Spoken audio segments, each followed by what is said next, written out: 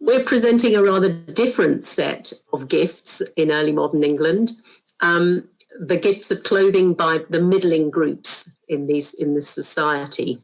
So we're moving down the social scale. It's part of the Middling Culture Project, which is an AHRC-sponsored project with the University of Kent, the University of Birmingham, and King's College London. And we're just moving on to a new phase of that project now, where we're looking at tying together the material culture of these groups with our understanding of their economic, social and cultural structures. We should point out that these are very initial findings that we're giving, and our understanding of these groups is that they are very different in different places. So here are the middling sort then. They're workers, they're people from working households, either manual or professional, from independent households. Some of them are writers, professional men, and they are financially and socially between the wage labourers at the bottom of society and the poor and the gentry or the landed elite at the top. So they're in a broad section at the middle. Their economic, political and cultural capital is crucial within their communities. So that's what we're studying. We're trying to reconstruct their cultural lives. And they're also often office holders, and you'll see how that becomes important in what we're saying about their clothing gifts. Next slide. So there's two key contexts here for understanding why and what these people are giving. One of them is sumptuary legislation, where across a period, the end of a period of the definition of what people can wear by their social group. So the kind of cloth, the amount of cloth and the embellishment of the garments that they could wear are all determined by law. And at the same time, the empty chest here is showing that these groups in particular owned far greater numbers of goods than they had done in previous periods. So the ownership of goods itself was growing across the period.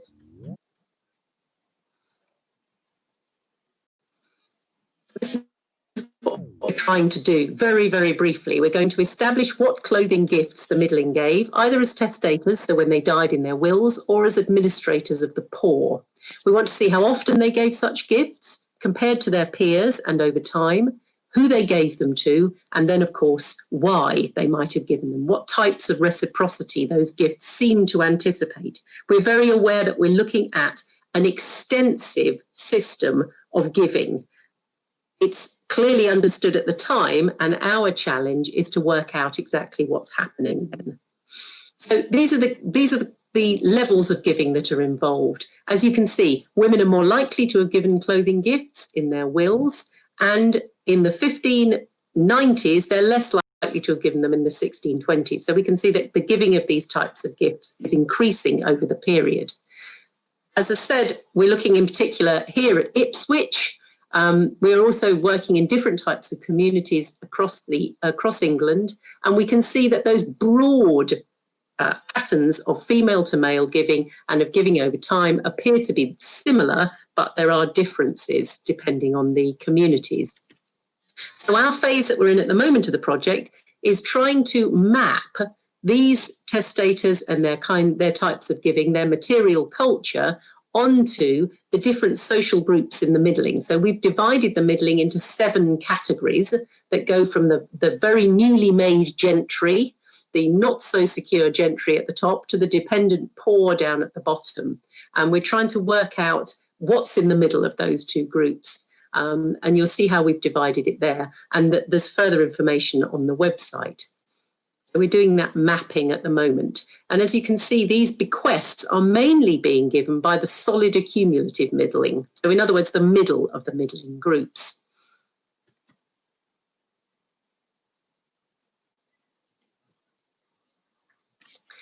So here are some examples of the gifts that are being given. So gowns are given by both men and women, although more women are giving them than men. Men are most likely to give their gowns to their peers and women to their sisters and daughters. And the majority of gowns that are being given are the best gowns, perhaps one of the most important and valuable pieces of clothing that these people owned. And they're very valuable indeed. They're amongst their most valuable possessions in general. These are prominent and expensive pieces of clothing, and they suggest that they expected the recipient to wear them after death, perhaps with some alteration. More women are giving gowns than men, and I think that's rather interesting. So if we move on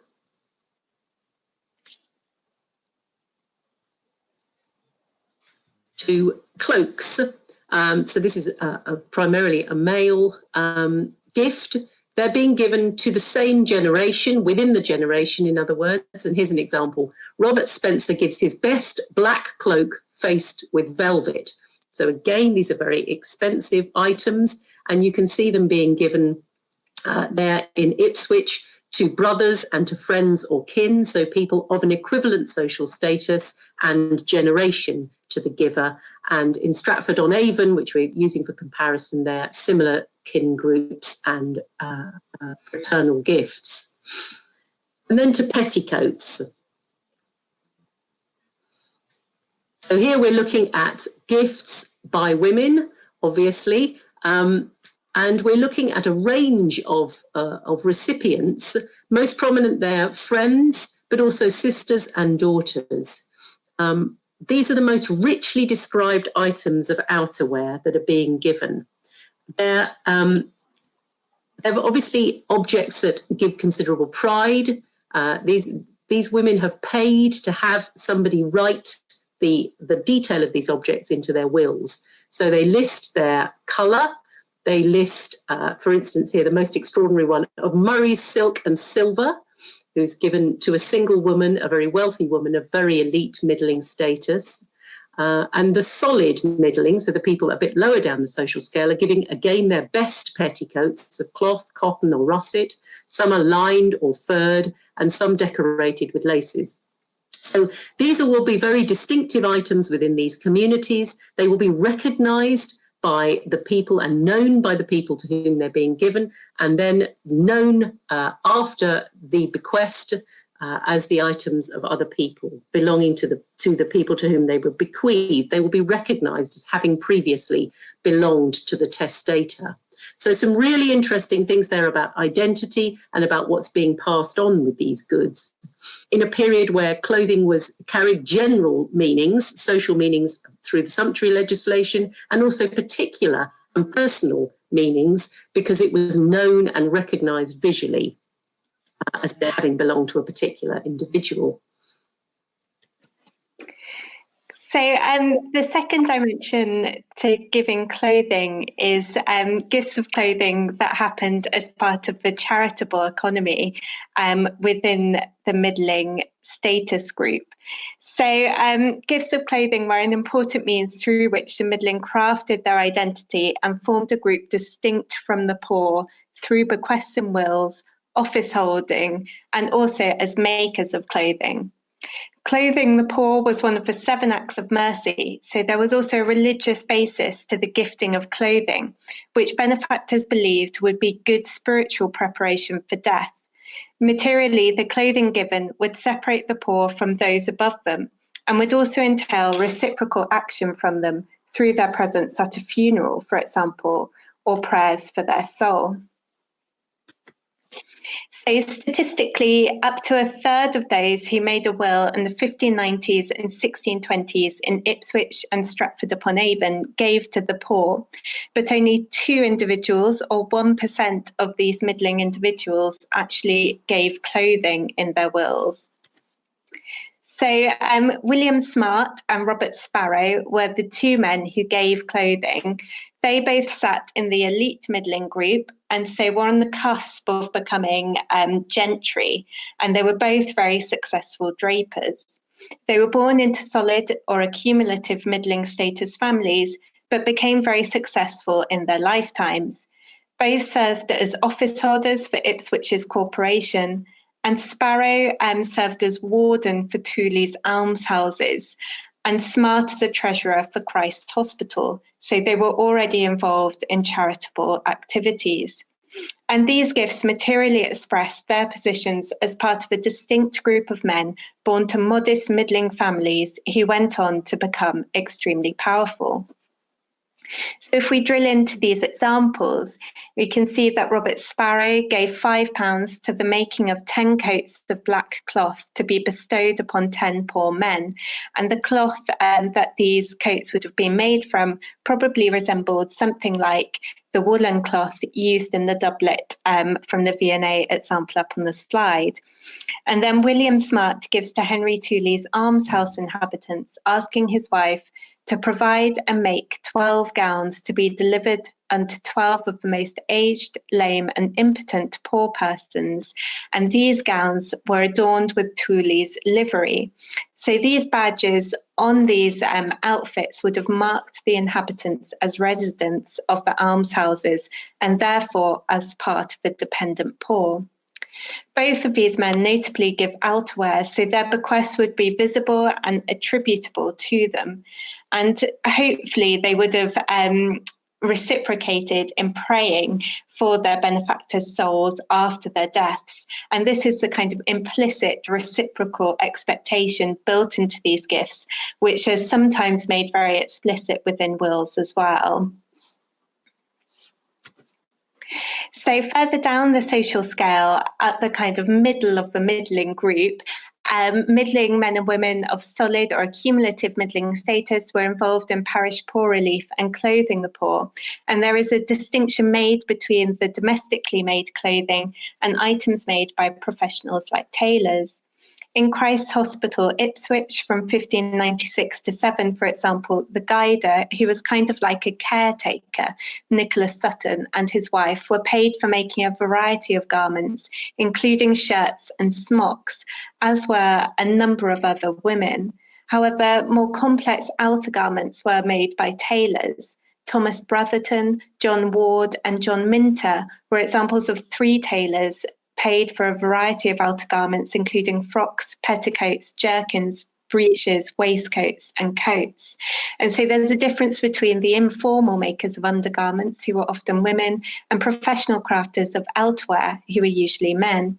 So there was a circularity to the act of charitable giving within middling communities, where money given to the parish church or institutions like almshouses or hospitals was invested in materials and skill performed by tailors and women within the parish, bolstering the middling trades economy through charitable funds. Donations to the poor largely made it back to the same group of people that gave them through the making of clothing and provisions. Margaret Spufford and Susan Mee have argued that the poor were clothed uniformly using certain kinds of cloth. In Ipswich's Christ's Hospital, a variety of textiles were used in clothing the residents, including plunkets, which were woolen textiles of shades of blue, russet, canvas, linen, inkle, tin buttons, which may have appeared like the ones on the slide, and leather strings. And these were purchased in huge quantities and made into uniforms which lacked the individuality which marked out the wealthy within communities. When we compare the textiles used in clothing the poor to those worn by testators who leave funds to support them, it is clear that the middling materially marked themselves apart from the poor within their communities. The plain plunket garments made for residents of Christ's Hospital, made into items like petticoats, would contrast against the scarlet, crimson, and other red petticoats worn by middling women and the range of materials used in their making, for example. So these kinds of gifts reinforced hierarchies within communities. So to conclude, the middling commonly gave clothing in their wills or were involved in the administrating of clothing to the parish poor as office holders, makers and gift givers.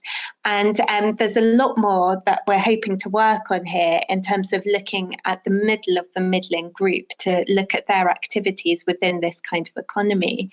Clothing was an important means through which middling identity was expressed, and it showed scales of wealth and status within a community. It separated the middling from those below them, and gifts of clothing distinguish most successful and wealthy middling from others, consolidating their identity through gifting it signifies to their peers and family. Such gifting fulfills what Felicity Heald describes as material needs at various status levels and helps strengthen social bonds. It also increases social separation by materially defining who was part of a middling group and who was below it on the social scale. Gifting to the poor meant that reciprocally the middling were repaid with prayers, mourners at their funerals, and a secure communal legacy. So it was good for their spiritual preparation for death and also their lasting impact and memorialization within a community. So thank you very much for listening.